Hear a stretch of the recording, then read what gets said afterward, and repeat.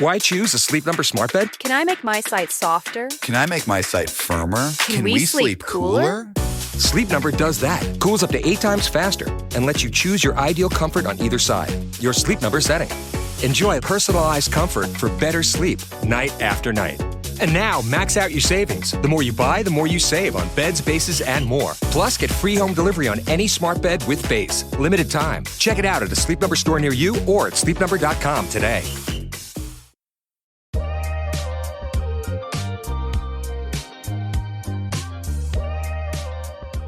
A lot is you have to be fully healed before you date, but that's not true, and I hate that phrase. The truth is, being ready to date and being ready for a relationship are two totally different things, and in this episode I want to break down the difference to help you figure out where you are right now. Welcome back to Dating Intentionally. I'm Talia. I'm sharing no-nonsense advice for navigating dating and relationships with confidence and ease. Whether you've been dating for a while or you're just starting out, I believe dating can be fun, especially when you know what you're looking for and know what you're not ready for. So I wanted to talk about this today because I do get a lot of pushback when I post about how you can date right now, pretty much no matter what you're going through. People will comment things like, but if you're not over your ex, you shouldn't date. Or they'll ask, if I'm in a lot of debt, should I date? Or something like that. And in this episode, I'm breaking down the differences between being ready to date versus being ready for a relationship because they're different. And yes, you can date if you're not ready for a relationship, and we'll get into how that works. Real quick, by the way, I love connecting with you, so you can drop a comment if you're listening on Spotify or watching on YouTube. You can also DM me on Instagram at dating.intentionally. I love hearing from you. So if you have any questions or things you want to share during this episode, hit me up, slide into my DMs. I'm here for you. I think there are so many people out there who feel like they can't date. And I want to show you that if that's you, you can date right now. And so if you're feeling unsure about what you're bringing to the table, or if you're not sure you're ready to date or a relationship, stick around. And at the end, I have some questions you can ask yourself to figure out if you're ready for a relationship or not. And I'm also answering a dating dilemma. I'll start with my story. Okay. When I started dating, after a long relationship at age 29, I was not ready for a relationship at all. That didn't mean I wasn't allowed to date. No, it was not over my ex when I started dating at all. But this just meant that I had to be very upfront with what I was looking for and had the capacity for, which was to just date casually and meet people. And yes, I'm going to acknowledge this. As a woman who mostly dated men, it was pretty easy to find dates with a more casual vibe. And no, that doesn't mean I was sleeping with everyone I met. I was just building my dating muscles and getting used to dating as an adult with money and a new level of confidence and security in who I was, which I had never been able to do because I was in a relationship for pretty much all of my 20s. The people who wanted a long-term relationship just didn't date me, and it was that simple. Obviously, that was how I started the journey. It is not how I ended my journey when I ultimately did get into a relationship and got married. So we will get into how that transition worked for me too. So let's first look at what it means to be ready to date. And that means meeting people and going out and exploring connections. Here's a quick checklist. You're ready to date if you are open to making new connections and learning about other people, meaning you have the desire and openness, right? You're willing to learn about other people, talk with new people, and you have that energy to do that. If you feel positively towards your desired gender, because look, you can't date men or women if you hate men or women. So if you are feeling like you have a positive outlook on the types of people you're dating, you're good to go. You're ready to date if you can communicate your intentions, even if you're just dating casually. Whether you're really ready for a relationship or not, you need to be able to say out loud to someone what you're looking for truthfully. And I know a lot of you listening have been burned by people who are not able to do this. And I hope someone out there is listening to this and being convinced to act differently. But, all you can do is make sure that you are saying out loud with your full chest what you're looking for and what you're ready for and being honest about that. And hopefully other people are doing the same.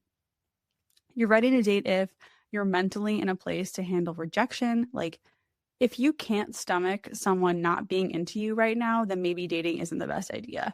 If you know you'd emotionally be okay with rejection, even though it sucks, you're good to go. You're ready to date if you're open to the adventure of it all. Going on dates, even if it doesn't work out, right? This is a big one. Dating is fun because you're the main character of your love story, and not everything is going to work out, but that's part of the journey. Like, I know this is real life, not the movies, but if your life was a movie, it would be pretty boring if everything worked out all the time. Part of the fun is navigating the disaster dates, awkward miscommunications, and not knowing if you're going to click with someone or never want to see them again. If you're down for the adventure, then you are ready to date. You're ready to date if you have time and energy to meet people, right? This means having the space in your schedule and the energy to actually get out, meet people, to date, and go on dates. If you are just in a season where you couldn't fathom adding one more thing to your plate, that means that maybe dating isn't the best idea for you right now. And finally, if you have the mental capacity to do the work of setting up dates with people, similar to what I just said, but like if you are able to spend time on the apps, going to singles events, saying yes to everything you're invited to meet people in person, whatever your approach is, if you have the mental capacity for that, you're good to go. Dating will be challenging if you're feeling really low about yourself, because dating isn't going to make you feel better, but putting energy into your social life, self-care, hobbies, and interests will, but dating probably won't. It'll be challenging if you're facing trauma from a previous dating or relationship experience that you haven't processed and you need professional help with that. It's going to be hard if you feel any animosity towards the gender of the person you are dating. Like, if you hate men right now, you're not going to be able to date men. It's going to be challenging if you are a few weeks or months out of a very long-term relationship or a divorce. Like, I do recommend waiting a little bit. I waited 3 months after my big breakup. Whatever it is for you, I have a whole episode on that as well, link in the show notes. That is going to be tough if you're like fresh out, probably not the best time.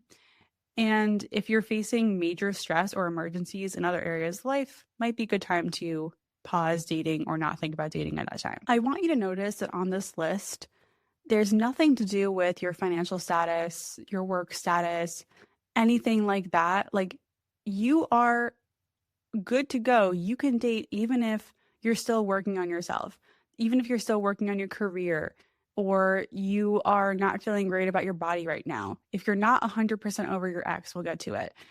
Even if you are about to move, if you're studying, if you're in grad school, whatever, even if you're separated and your divorce isn't final yet, like, you are allowed to date no matter where you are in life. It is truly just a matter of being upfront with what you can give, what you have the capacity for, and being honest with yourself about what you're truly ready for. You can date casually. I have a whole episode on casual dating. I'll link in the show notes, but you can date even if you're not ready for a relationship. That's the full message here. So let's dive into this really quick. And I want to talk about the work. We all want someone who has done work on themselves. So you might be listening to this thinking like, no, Talia, like, people shouldn't be dating if they're not working on themselves, if they're still working through trauma. I'm sorry, but healing doesn't have an end point. It doesn't have a destination. You're always going to be a work in progress. So, and like I said up top, I hate the term fully healed. It's not a thing. You can work on yourself a lot while single, but again, the work doesn't really end ever. So even if you're right now, like if you're going through some shit, I think the best place to aim for would be awareness of your triggers and tendencies, having the skills to manage and communicate your emotions, and having compassion for yourself. And I guess that's a tall order for some people, but that's going to get you super far in today's dating culture.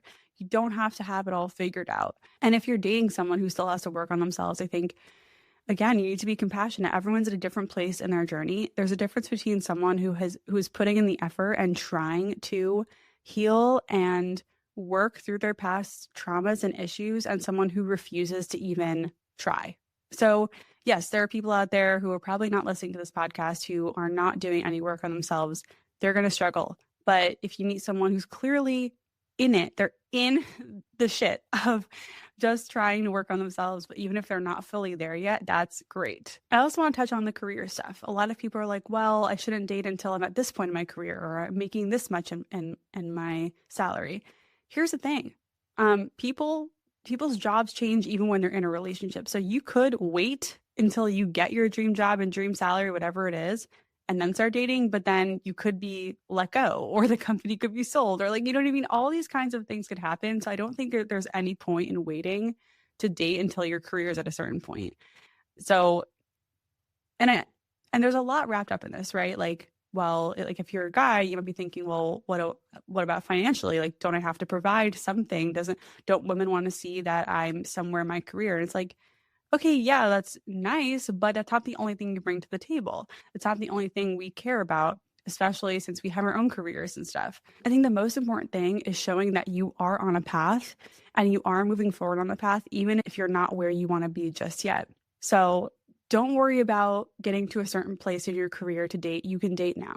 I also want to touch on the body stuff, right? There's a lot of people who are like waiting to lose a certain amount of weight to date. And it makes me sad because while I understand that your weight and whatever body issues you have are probably affecting your confidence, I think deciding to not let whatever that insecurity is get in the way of what you want is super empowering.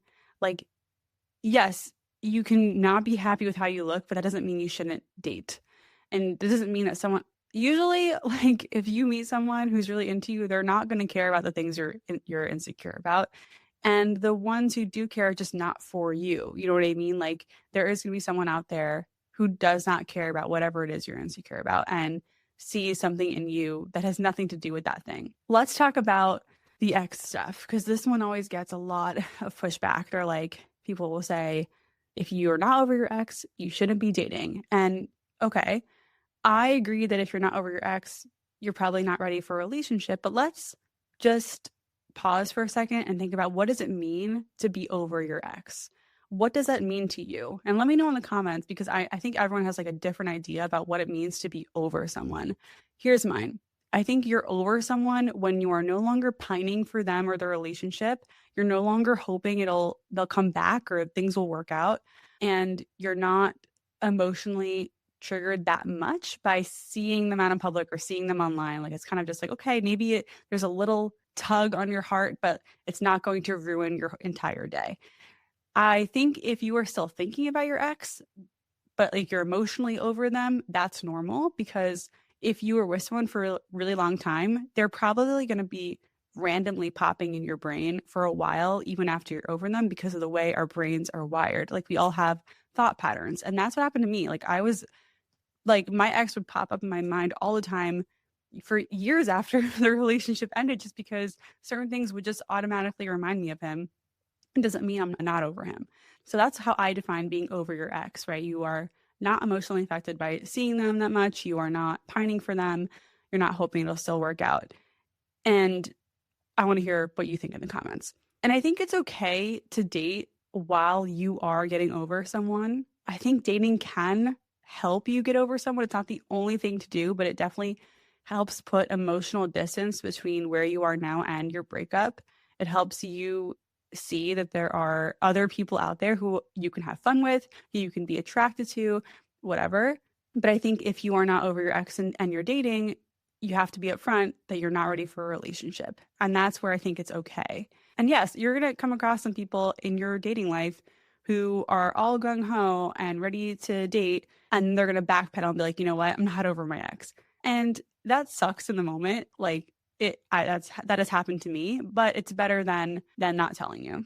On that note, let's also talk about the divorce thing. So I think there's this unspoken rule that if you are separated but not fully divorced, you shouldn't be dating. I disagree. Some divorces take years to finalize. And I think if someone is separated, not living with their ex and not engaging with their ex outside of whatever they have to be, like if they're co-parenting, whatever, then they're fine to date. That doesn't mean you can't date. So you don't have to wait till your divorce is finalized. I think waiting until you're moved out and you're no longer interacting with your ex regularly outside of, again, co-parenting is the exception there, but you know what I mean. So if you're in that situation right now and you're wondering if you should date, go date. You can do it. Just be upfront and be honest about where you are in your divorce process. Again, I hope that this is encouraging because I don't want you to put your life on hold, your dating life on hold, for other things to fall into place first. It doesn't have to happen that way. And life is always evolving and changing anyway. You can't wait for the perfect time to start dating. It's better to just start now. Get that muscle built up, get in the swing of it, get used to matching, meeting people, going on dates, getting rejected, sending anti-ghost texts. It's going to help you for the point when you are ready for a relationship, right? If you're only waiting for till you're ready for a relationship, you're missing out on the time where you could be building dating skills. And I want to reiterate, if you're not ready for a relationship, you just say that. And the people who want a relationship won't date you. And that's okay. There are a lot of people out there who are not ready, but they still want to meet people, and you're going to find those people. And you might be wondering, what is the point of dating if you're not looking for a relationship? And like I said, the point is to practice. And some people are just meant to be in your life for a short amount of time. It doesn't mean that it wasn't meaningful or lovely or fun, or romantic. Sometimes the short flings are great. So I think there's something we can learn in every interaction in our dating lives. What I love about doing this show is that I get to introduce listeners to all these different ways to get support in their dating journeys. And one of the main ways is therapy. You've probably heard me talk about how working with a therapist for the last 7 or 8 years has helped me improve not just my romantic relationship, but my friendships and my family relationships too.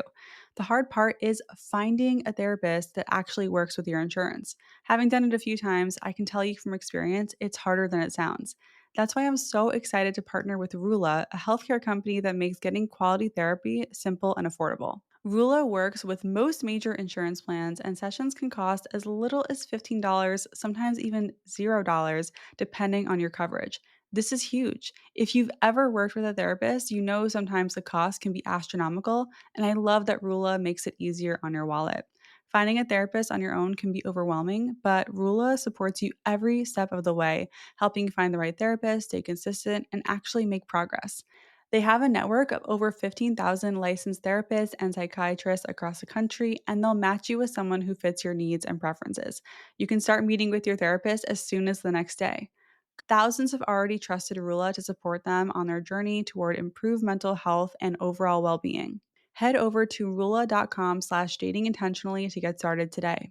After you sign up, they'll ask you where you heard about them. Please support our show and tell them our show sent you. Go to rula.com/dating intentionally and take the first step towards better mental health today. You deserve quality care from someone who cares. One question I get asked a lot about my dating journey is, how did you manage to go on 150 dates in a year? Part of it is because I was determined to master dating, and the other part of it, well, it's because I am really big into routines. I don't know who I am without my routines. They keep me on track with everything from having relationship check ins with my husband to getting to the gym 4 times a week to making sure I always have delicious meals ready to go in the fridge. And something I recently added to my routine that I'm so excited about is AG1. AG1 is a daily health drink clinically shown to fill in common nutrient gaps. I've been adding a scoop into my protein shakes every day, and I love having a little boost of nutrients that I know I might not be getting otherwise, especially as we head into the holiday season when our schedules get thrown off and routines pretty much go out the window. It's great to have an easy way to support your body and prioritize wellness, even with this season's chaos. I've been using AG1's original flavor, which tastes like pineapple and vanilla, in my daily shake, and it's so good. I love that it helps me cover the bases with what my body needs, and with AG1, it's just so easy to do. If you're looking to boost your wellness routine, I recommend checking out AG1. Head to drinkag1.com/dating to get a free welcome kit with an AG1 flavor sampler and a bottle of vitamin D3 plus K2 when you first subscribe. That's drinkag1.com/dating. After I had my casual dating season, I eventually felt ready for a relationship again. And it wasn't like on the first go it happened. There were times in my casual dating season where I thought I was ready and then I wasn't. And, I had to kind of backpedal, and that kind of sucked, but it's okay. I showed myself compassion. It's just part of the journey. And I, during my casual dating phase, I want to point out that I was working with a therapist very closely on healing from my breakup.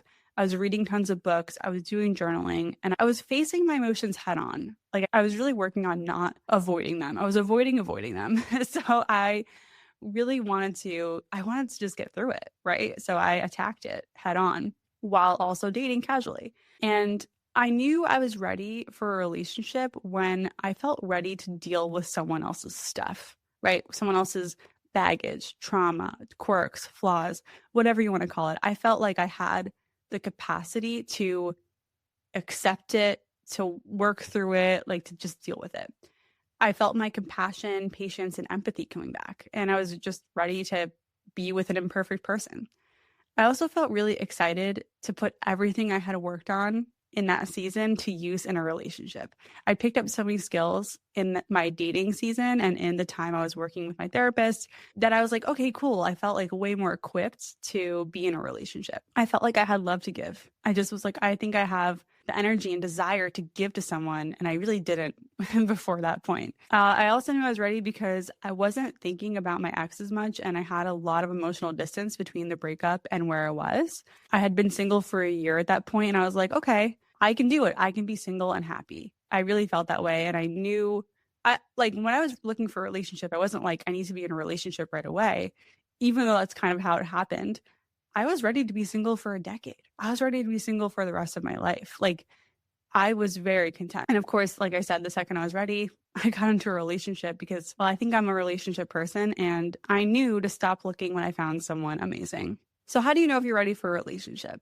Same with dating. You don't have to be, quote, fully healed to be in a relationship because a lot of the healing happens when you're in one. Like you can do a lot of work on your own, but you're going to do even more when you're with someone. You don't arrive into a relationship healed. It's just not how it works. And if you do, they're going to trigger you in some way and you're going to it's not linear. You also don't need to have your shit 100% together to be in a relationship, right? Some stability makes it easier. Like if things in your life, in areas of your life are generally manageable and calm for the most part, like it's going to be easier to be in a relationship, but it doesn't have to be like that. And I want to remind you that things can fall apart when you're in a relationship too.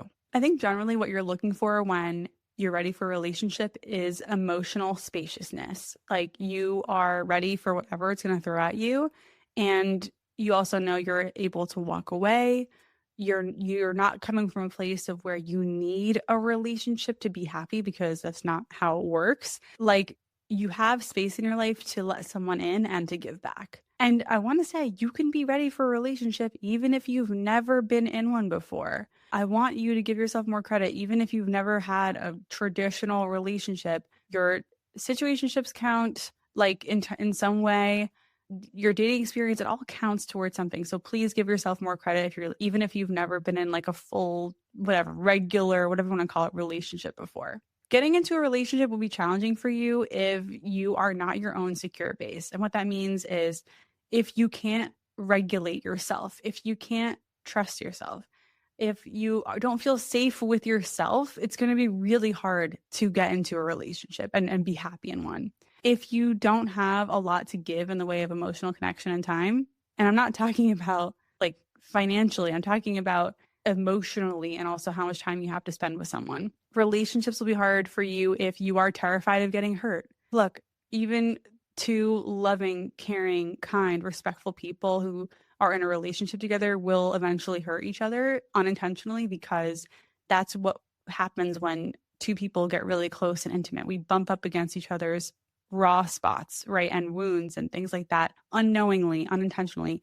And it's going to happen. If you're terrified of that, you might not, getting into a relationship is going to be challenging. If you expect your partner to fix your unhappiness instead of doing your own inner work, it's going to be hard to get into a relationship and be happy because it's really on you. Your happiness is your responsibility and doing your own inner work is your responsibility. It's also their responsibility, right, to manage their own happiness and do their own inner work. It's going to be hard if you can't handle conflict without shutting down or blowing up. And this goes back to what I said about emotional regulation.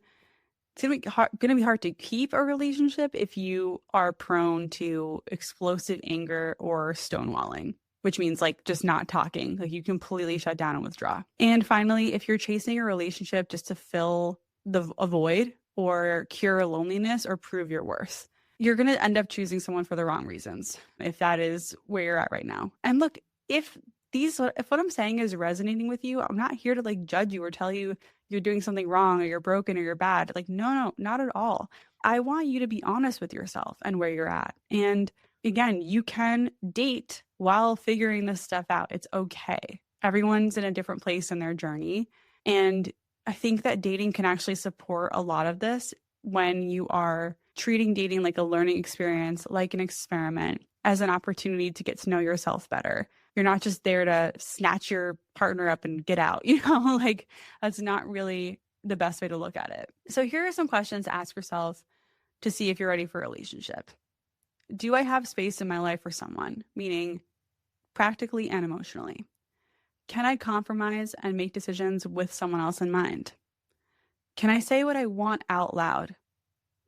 When I picture a relationship, do I feel excited or do I dread it? Do I want a relationship because it fits my life right now or just because I feel lonely or behind? And by the way, it's okay to feel lonely and behind. It just, is that the only reason you want a relationship or does it actually fit your life? Am I prepared to support someone else's goals and not just focus on myself? And do I know what I need in a partner? By the way, if you need help figuring out your needs, I have a course on this. It's my bestseller. It is linked in the show notes. It's going to walk you through how to discover your non-negotiable needs in a partner. So to wrap this up, before we get into our dating dilemma, I just want to remind you, you can date even if you're not ready for a relationship. Just be upfront about what you're looking for and expect connections to be kind of short. And I have an episode on casual dating, which you can listen to in the show notes. Also, being ready for a relationship it's just different than being ready to date. And it's okay if you don't think you're ready to commit. Just be honest with yourself and the people you're dating. And you can date now, even if you're going through some stuff, even if you're not fully healed, even if you're in debt or not totally happy with where you are in life, as long as you know that finding your person isn't necessarily going to fix that. So we have a new dating dilemma. By the way, if you want to submit yours, you can in the show notes. Thank you to everyone who has submitted your dilemmas for me to read on the podcast and also on YouTube. All right, here we go. I, 37 female, have just been listening to your podcast on building emotional closeness that feels natural, light, and fun, and I relate to a lot of this. I was just in a 5-month situationship with a 42-year-old male who was showing up in person, yet it was all very surface level. And as someone who likes to connect on a deeper level, I was getting frustrated trying to connect with him. When I brought it up, he said he didn't think he could get vulnerable with me because of fear, so we decided to end it. It's frustrating because listening back, I could tell he was trying to connect with me in other ways, such as inviting me to go snowboarding with him, or we even went and did a mundane task of running errands, which I actually found really cute that he invited me and it made me feel closer to him. But because I craved more of this depth after so many months, we called it quits. I was just wondering if 5 months is normal to want a bit more emotional closeness. Side note, we are both parents and navigating different schedules, so it was hard to see each other as well, maybe once a week if we were lucky. So to answer first of all, thanks for listening to this episode. It was episode 189 about how to feel closer without doing a ton of emotional labor. And I want to say, yes, it is normal to want to have more emotional closeness at 5 months or, a handful of months into a relationship. Totally normal to want that. And I understand that it was frustrating that you weren't having deep conversations while also maybe missing signs that he was trying to get closer to you in his own way. But your way matters too. Like conversations do matter as well. And, you kind of, and you said you weren't in a situationship. So that points to some other issues like, one, you probably didn't want the same things. One of you wanted to commit, the other didn't. That's what a situationship is, and if he didn't want commitment, it kind of ties into not being emotionally close, which he said he was scared of. Sounds like he was scared of catching feelings and he wasn't maybe ready for the level of commitment that was holding him back from opening up to you. So I think that this is one of those situations where probably no matter what you did, he wasn't going to open up because he was scared of commitment, scared of catching feelings, didn't want to be in a full relationship with you. And I hope that you learned from this that next time it doesn't have to be so hard. You can find someone who wants a relationship, doesn't fear closeness, and is able to have these conversations or at least try. So once again, thanks for listening to this episode. I hope this helped. I wanted to respond to this because it's a response to an episode I just did. And I think that it really is a good example of when someone doesn't want to open up, they're not going to, no matter what you do. And it's going to be very frustrating. And I'm sorry you went through that, but I hope you don't go through that again. And please don't try again with this person. Okay, I have one more for you. Hi, this is a dilemma on the apps I've run into. I, 28 female, am 90% sure I will never want kids. Should I be swiping on the apps to just people who share the same idea or haven't put anything and avoid those who say they want kids? How would you approach this, as it seems that 85% of the guys have in their profile they want kids, but I believe that it isn't make or break for them to not have kids. If this isn't already in one of your episodes, please point me to that direction. Okay, so I actually haven't done an episode on this, but I want to answer this question. I think generally you want to swipe right on people who have left it blank or aligned with you. Don't swipe right on men who say they want kids if you're dating with the intention of getting into a long-term relationship. I think it's better, like for this one specifically, I think it's better to take this at face value. Don't assume they're lying or like they could go either way if they say they want kids on their profile. I think if they say they want kids, believe them. And I am encouraging you to keep looking. I know it's frustrating. And this might be an example of when it's worth paying for an app, like the basic tier, because then you'll have the option of filtering out men who say they want kids, and you can only see men who say they don't or have left it blank or something like that. So that's my general advice here. I don't think it's right to assume the people who say they want something don't care. Like, it's better to assume that they do care, and you shouldn't date them because you don't align. I hope that helps. Thank you again for submitting your dating dilemmas. Thank you for listening. Thank you for trusting me. Don't forget you're doing great. And if you know someone who is navigating dating and could use a confidence boost or some fresh perspective, share this episode with them. And if this podcast has helped you, a 5-star review on Apple or Spotify goes a long way for me. Once again, I'm Talia. This has been Dating Intentionally, and I'll see you next time.